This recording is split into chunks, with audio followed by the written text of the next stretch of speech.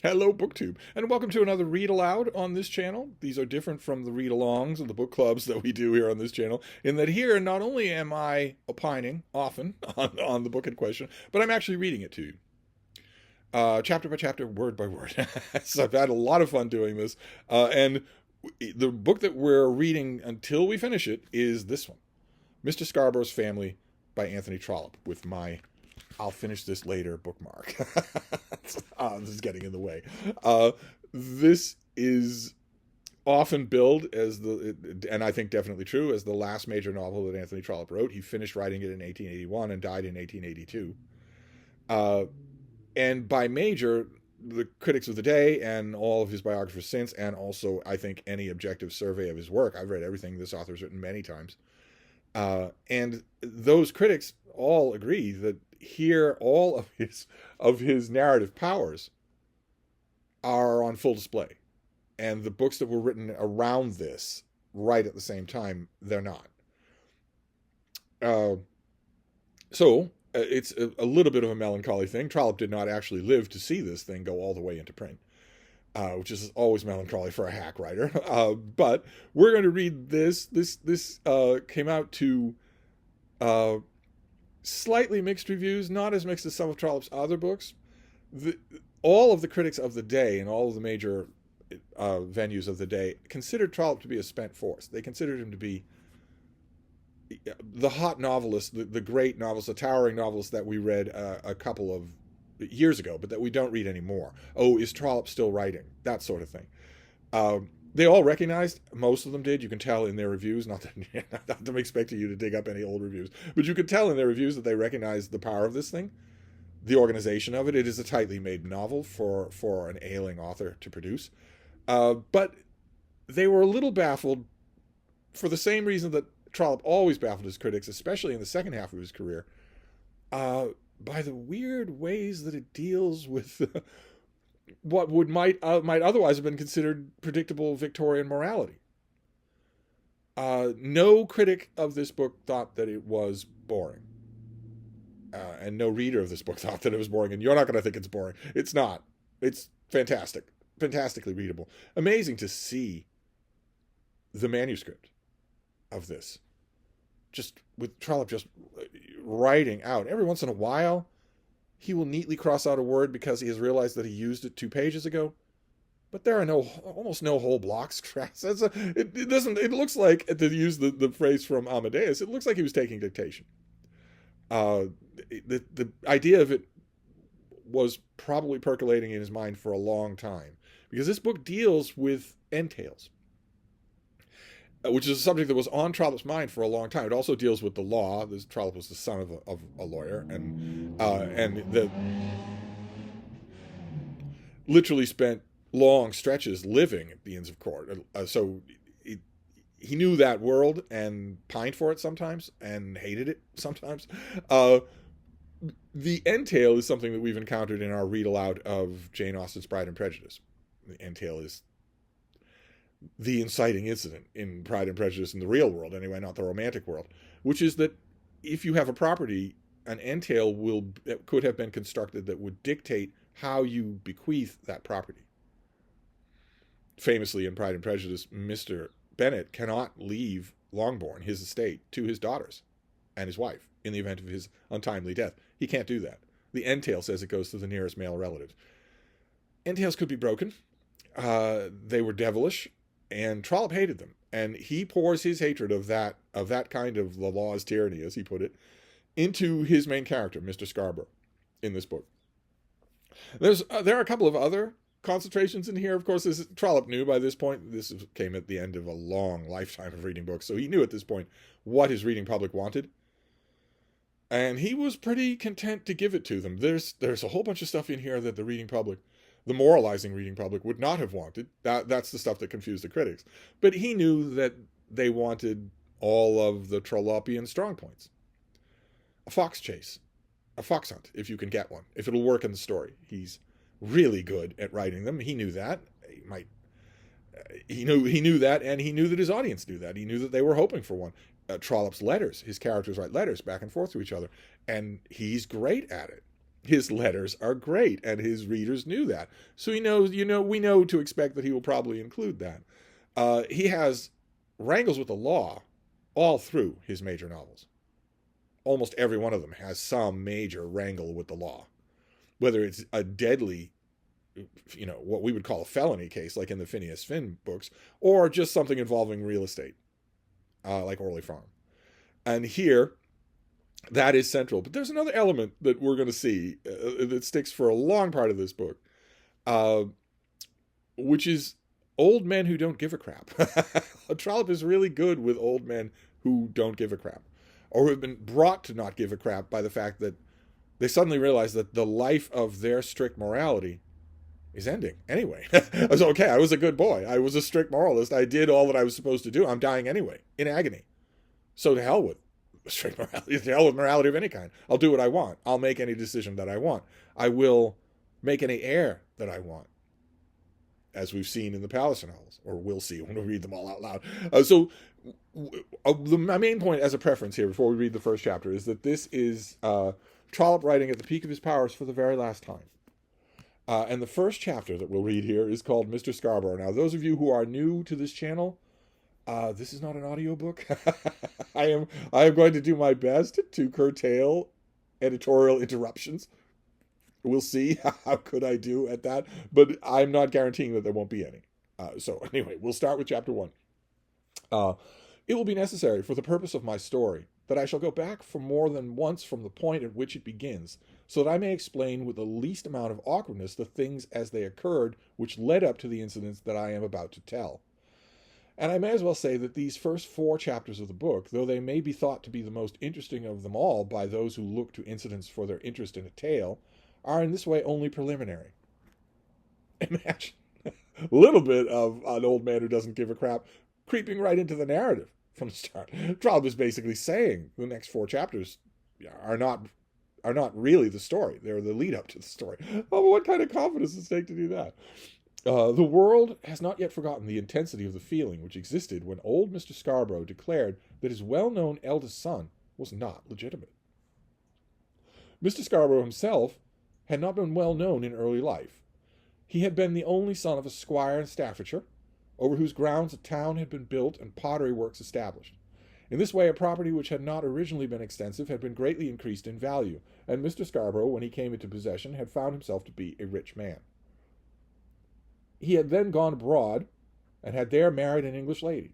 After the lapse of some years, he had returned to Tretton Park, that's his property, as his place was named, and there had lost his wife.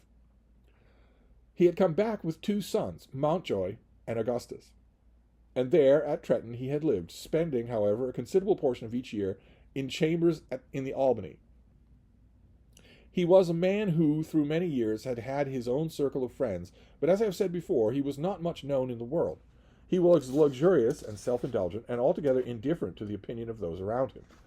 But he was affectionate to his children, and anxious above all for their welfare, or rather happiness.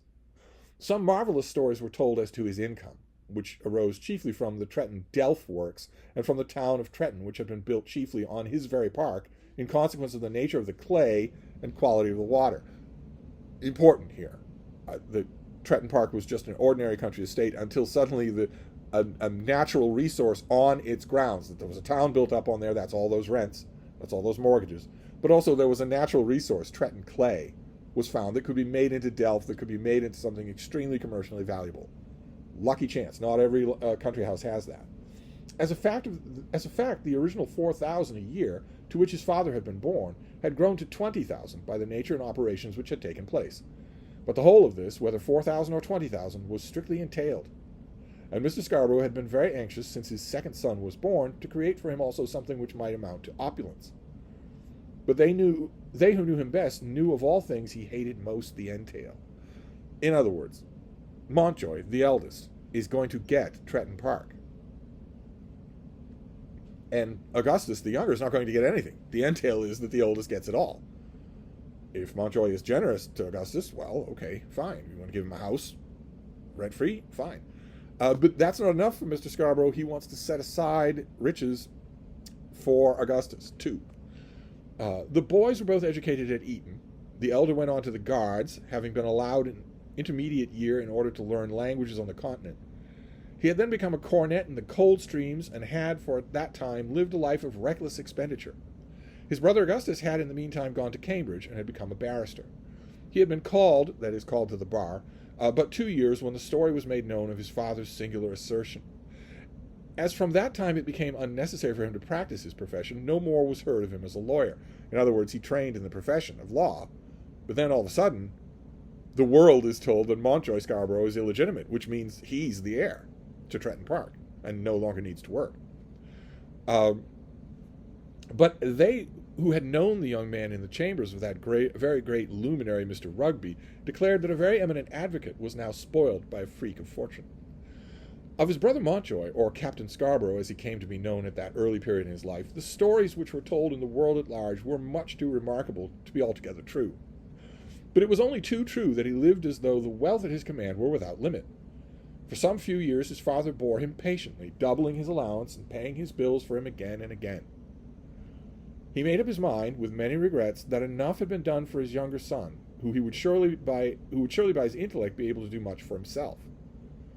But then it became necessary to encroach on the funds already put by, and at last there came the final blow, when he discovered that Captain Scarborough had raised large sums on post-obits from the Jews. Okay, let's clarify a couple of things here. Number one, a post-obit is when you raise money from a moneylender, no banks involved here. When you raise money from you get a loan from a moneylender, not on the basis of any kind of money coming to you, but on the basis of money coming to you on the death of your father. A post-obit. I stand to inherit. I don't have the money now. My income now will not support this loan, but I will have it when the old man dies. It's a scurrilous, reprehensible kind of thing to do, and Captain Scarborough, Mountjoy Scarborough, has done that to his father. And then there's also that bit from the Jews, which is an apology I always have to make for Trollope. Trollope, of course, has come in for a huge amount of consistent accusation in 100 years for being anti-Semitic. It's not going to be avoidable in the course of this book, those kinds of suspicions, maybe even your conviction that that is true. I myself don't believe that Trollope was any more anti-Semitic than anyone else in his day. I know that's a very trite qualification. I would only underscore that you have it too. There is such a thing as background prejudice that we don't think about and that future years will consider far more important than we do. I know the fashion in the early 21st century was to say that we are now aware of all of that, but we are not. I guarantee you that your relationship to, for instance, factory farming will condemn you in the eyes of your great-great-grandchildren. I guarantee that. I don't believe that Trollope's mentions of the Jews, or as we're going to see, his rather florid character descriptions of some of these moneylenders, I don't believe it's born out of a sincere, vicious place of anti-Semitism any more than I believe it for Shakespeare. But it's going to come up, and I want to prepare you for it if you're not aware of Trollope's world. The Jews means moneylenders. Not all the moneylenders that Mountjoy Scarborough goes to are Jewish, but it doesn't matter. That's what Trollope means, and that's what his characters mean. When they say, I'll do anything rather than have the disgrace of working for a living, I'll even go to the Jews. When his characters say that, that's what they mean. I'll go to moneylenders.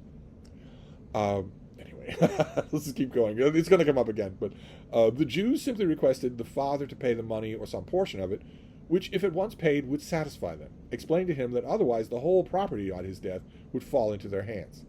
They know he doesn't want that, so it's an extra means of coercing the father to pay. It need not here be explained how, through one sad year, these negotiations were prolonged, but at last there came a time in which Mr. Scarborough, sitting in his chambers in the Albany, boldly declared his purpose. He sent for his own lawyer, Mr. Gray. Mr. Gray is a great source of amusement in this book, and greatly astonished that gentleman by declaring to him that Captain Scarborough was illegitimate. So right at the moment when Mountjoy's debts have crested up to here, when moneylenders of all kinds, are telling Mr. Scarborough, well, you don't have to pay all his debts, we'll just take this much, otherwise we get the whole thing when you die. Just when it becomes intolerable, he calls his lawyer in and says, my son's illegitimate. So all those post-obit notes that he did on the basis of inheriting Tretton Park are worthless. And his moneylenders can, as the saying goes, go pound sand. At first, Mr. Gray refused altogether to believe the assertions made to him. Poor Mr. Gray. Oh, man, you're going to laugh so much with him, or about him. So you're going to sympathize with Mr. Gray. He had been very conversant in the affairs of the family, and had even dealt with marriage settlements on behalf of the lady in question. He knew Mr. Scarborough well, or rather had not known him, but had heard much of him, and therefore suspected him.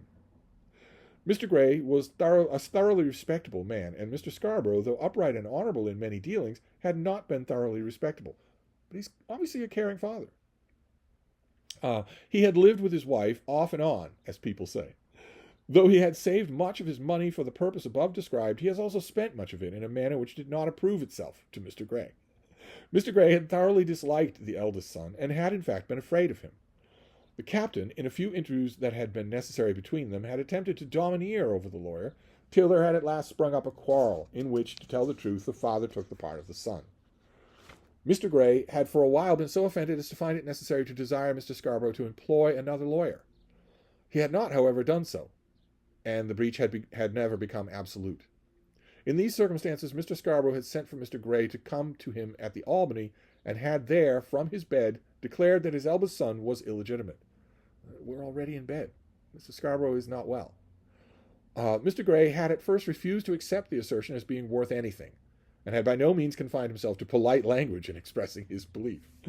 I would much rather have nothing to do with it, he said, when Mr. Scarborough insisted on the truth of the statement. But the evidence is all here, said Mr. Scarborough, laying his hand on a small bundle of papers. The difficulty would have been, and the danger, in causing Mountjoy to have been accepted in his brother's place. There can be no doubt that I was not married till after Mountjoy was born. Mr. Gray's curiosity was roused, and he began to ask questions. Why, in the first place, had Mr. Scarborough behaved so dishonestly?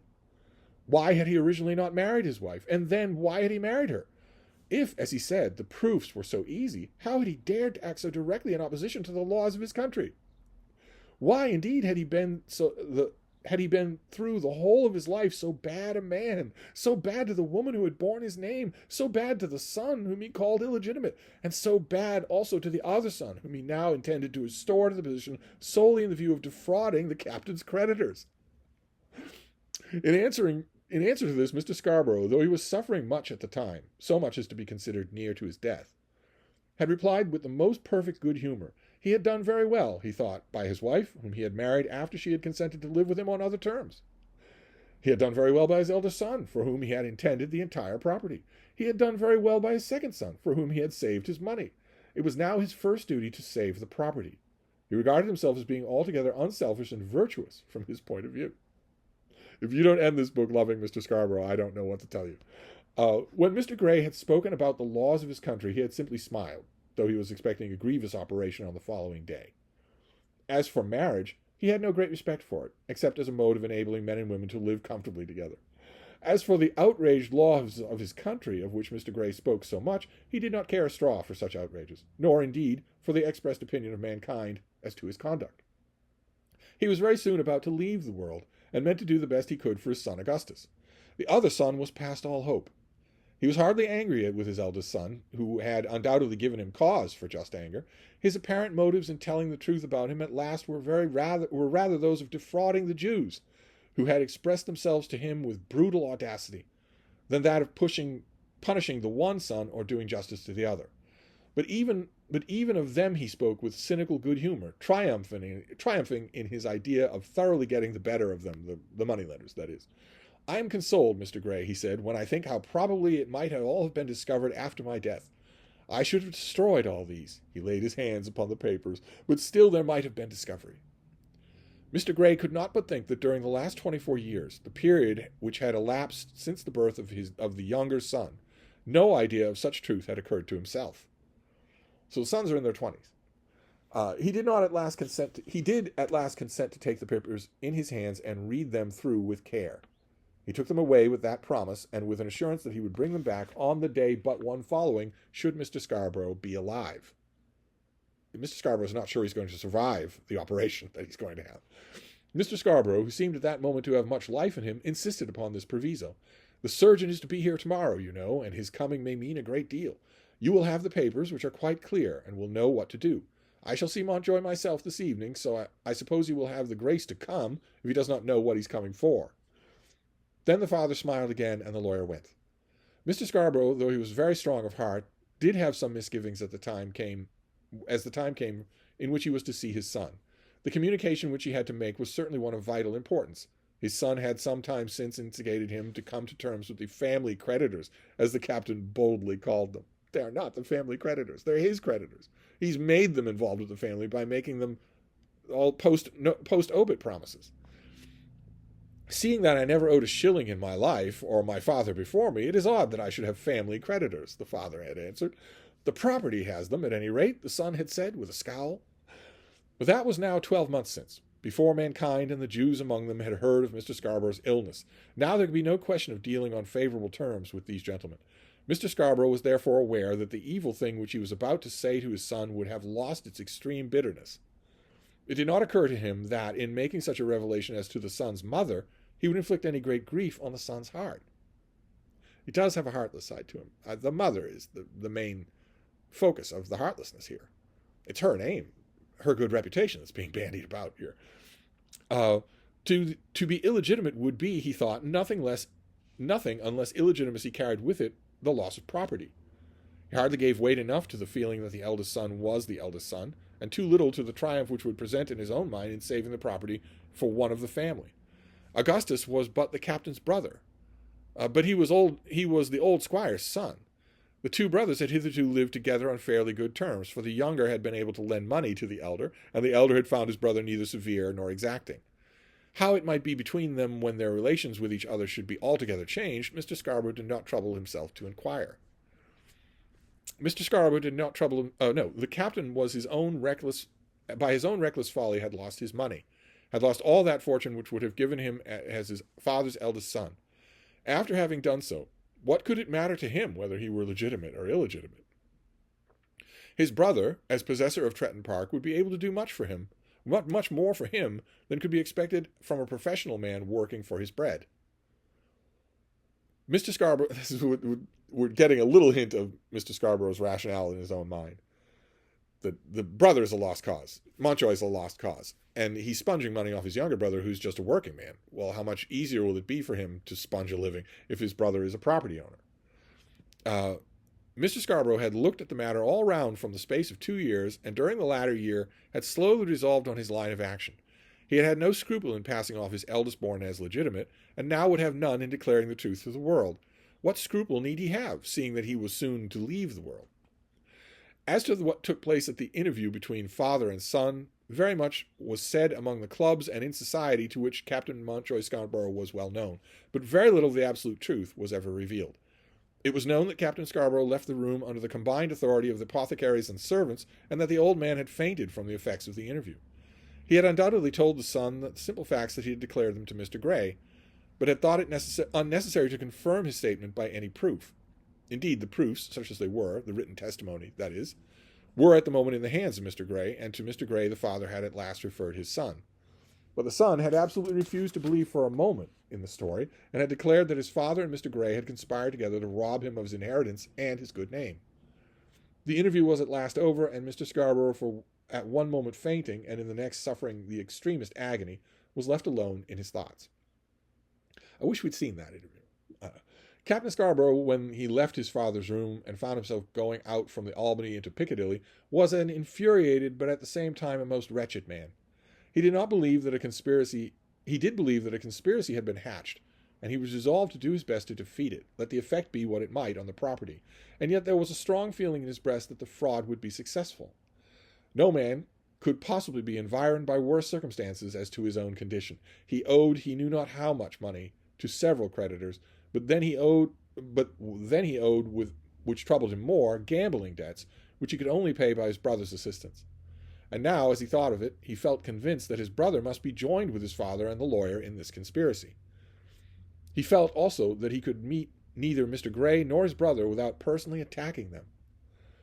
All the world might perish, but he, with his last breath, would declare himself to be Captain Montjoy Scarborough of Tretton Park. And though he knew at the moment that he must perish, as regarded social life among his comrades, unless he could raise £500 from his brother, yet he felt that, were he to meet his brother, he could not but fly at his throat and accuse him of base villainy. he owes a lot of money, and his only ready source of any of that is his brother. But now he's convinced that his brother must be in on this. It turns out that isn't true, but still, it's a natural suspicion. At that moment, at the corner of Bond Street, he did meet his brother. "What is this?" said he fiercely. "What is what?" said Augustus, without any fierceness. "What is up now? I have just come from my father." "And how is the governor?" "If I were he, I should be at the most awful funk. I should hardly be able to think of anything but that man who is to come tomorrow with his knives. But he takes it all as cool as a cucumber." There was something in this which at once shook, though it did not remove, the captain's belief, and he said something as to the property. It's obvious, pretty much from the beginning, that his brother Augustus is not part of this, has no idea what's going on. Then there came questions and answers in which the captain did not reveal the story which had been told to him, but the barrister did assert that he had as yet heard nothing of anything of importance. As to Trenton, the captain believed his brother's manner rather than his words. In fact, the barrister had heard nothing as yet of what was about to be done on his behalf. The interview ended in the two men going and dining at a club where the captain told the whole story of his father's imagined iniquity. So now Augustus is learning that he is the heir to Tretton Park, that he has glorious prospects in front of him, because it's Captain Montjoy who raised the post obits. If they can be paid, or some portion of it can be paid, Montjoy's own insolvency is irrelevant. He was never the heir.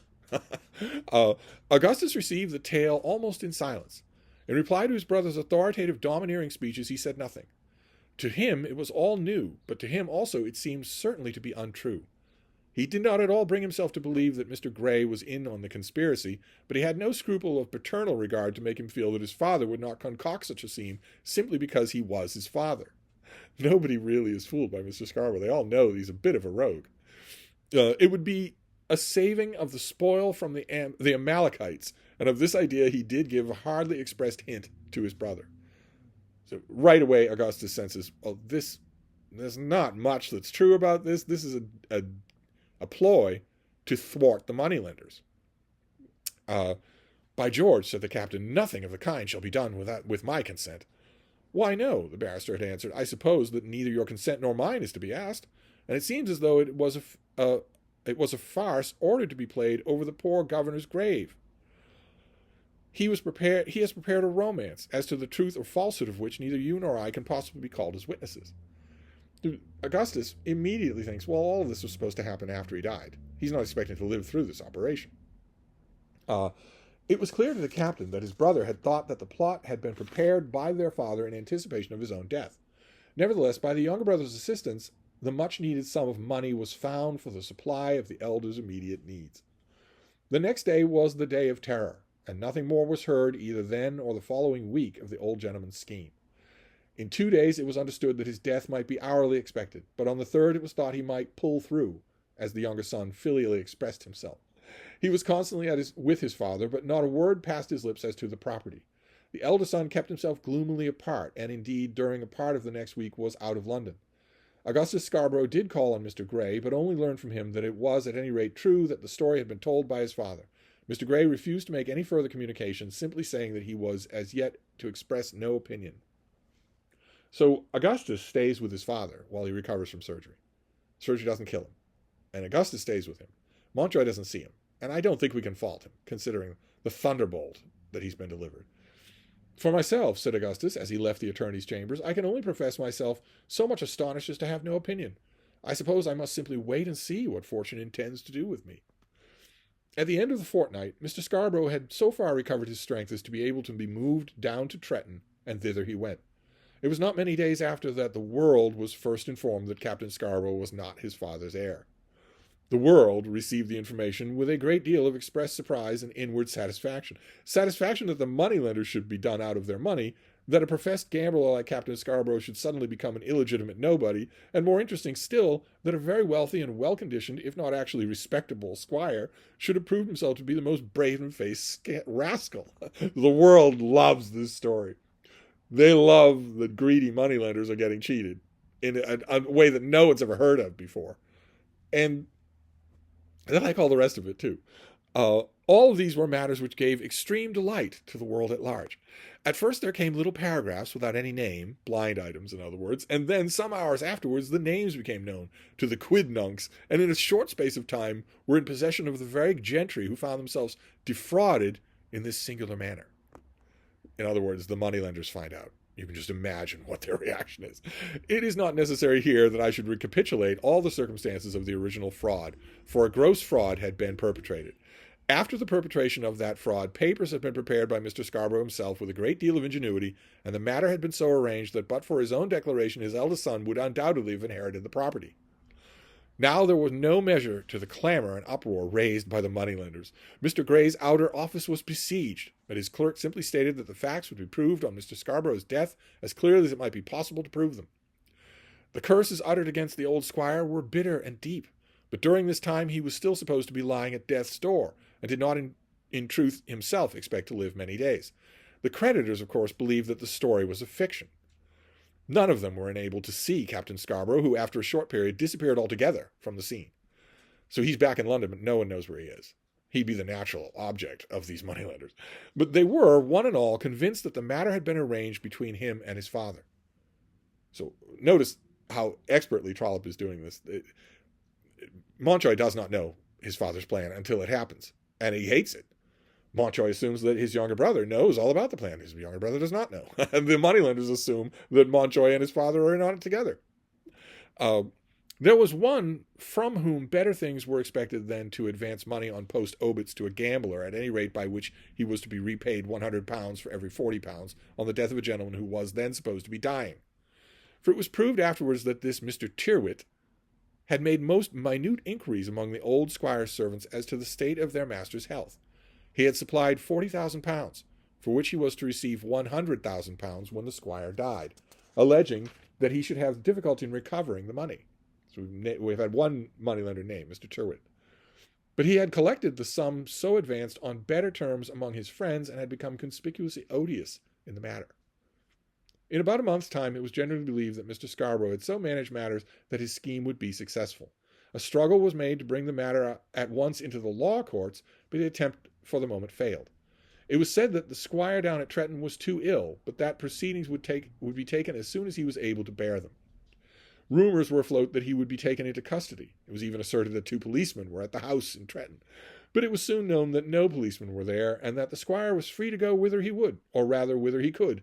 In fact, though the will to punish him or even arrest him was there, no one had the power to do him an injury. He has not done anything illegal. He simply kept a secret, and now he's revealed it. It was then declared that he had in no sense broken the law, that no evil act of his could be proved, that though he had wished his eldest son to inherit the property wrongfully, he had only wished it, and that he now had simply put his wishes into unison with the law, and had undone the evil which he had hitherto only contemplated. Indeed, the world at large rather sympathized with the squire when Mr. Tyrwhitt's dealings became known, for it was supposed that by many that Mr. Tyrwhitt was to have become the sole owner of Tretton through the post-obits. £100,000, a huge amount of money. The whole thing would have been his. But the creditors were still loud and still envenomed. They and their emissaries hung about Tretton and demanded to know where was the captain. Of the captain's whereabouts his father knew nothing, not even whether he was still alive, for the captain had actually disappeared from the world, and his creditors could obtain no tidings respecting him. At this period, and for long afterwards, they imagined that he and his father were in league together, and were determined to try at law the question as to the legitimacy of his birth as soon as the old squire should be dead. But the old squire did not die. Though his life was supposed to be the most precarious, he still continued to live, and became even stronger. But he remained shut up at Tretton, and utterly refused to see any emissary of any creditor. To give Mr. Tyrwhitt his due, it must be acknowledged that he personally sent no emissaries, having contented himself with putting the business into the hands of a very sharp attorney. But there were emissaries from others, who after a while were excluded altogether from the park. Here Mr. Scarborough continued to live, coming out on the lawn in his easy-chair, and there smoking his cigar and reading his French novel through the hot July days. To tell the truth, he cared very little for the emissaries, excepting so far as they had been allowed to interfere with his own personal comfort. And these days, we've got a little emissary of our own. Come here. Do it. There you go. There you go. Good girl. There you go. Oh, you made me lose my place, little baby. You always do that, though, don't you? Let's see here. We were dealing with personal comforts. Uh, let's see here. To tell the truth, he cared very little for the emissaries, excepting so far as they had been allowed to interfere with his own personal comfort. In these days he had down with him 2 or 3 friends from London, who were good enough to make up for him a whist table in the country, but he found the chief interest in his life the occasional visits of his younger son. I look upon Mountjoy as utterly gone, he said. But he has utterly gone, his other son replied. As to that, I care nothing. But I do not believe that a man can be murdered without leaving a trace of his murder. A man cannot even throw himself overboard without being missed. I know nothing of his whereabouts, nothing at all, but I must say that his absence is a relief to me. The only comfort left to me in this world is your presence, and in those material good things which I am still able to enjoy. So the father doesn't know whether his son is alive or not, but thinks if he were dead, surely the world would know. So this is rather echoing another great Trollope novel that we will read out loud, Is He Popenjoy? But here we move on. That's another thing, a little bugaboo that fascinated Trollope. How do you disappear from the world? Is it possible to do? The world being London, of course, in Trollope's mind. This assertion as to his ignorance about his eldest son, the squire repeated again and again to his chosen heir, feeling it was only probable that Augustus might participate in the belief which he knew to be only too common. There was no doubt an idea prevalent that the squire and the captain were in league together to cheat the creditors, and that the squire, who was in these days received much undeserved credit for Machiavellian astuteness, knew more than anyone respecting his eldest son's affairs. But in truth he at first knew nothing, and in making these assurances to his younger son was altogether wasting his breath, for his younger son knew everything. That's the end of chapter 1. So this is going on too long. I promise not every chapter will go on this long. I love to chat with you about these things while I'm reading them. But I want to point out one thing here, just one thing for my boy, Tony. I want to point out, Trollope starts this chapter, he starts this novel by saying, essentially, well, I have to give you background. I have to give you lots of background on these characters. For the next 4 chapters, I basically have to do that. Basically saying the real meat of the tale doesn't commence until then. And, of course, he's wrong. He could not tell a boring story when he's in this kind of a fettle. He could not tell a boring story. That does not feel like an exposition dump at all, that chapter. So that's the chapter 1 of Mr. Scarborough's Family for our read aloud this time around. We will be back. I'll see you for chapter 2. Thank you, book 2.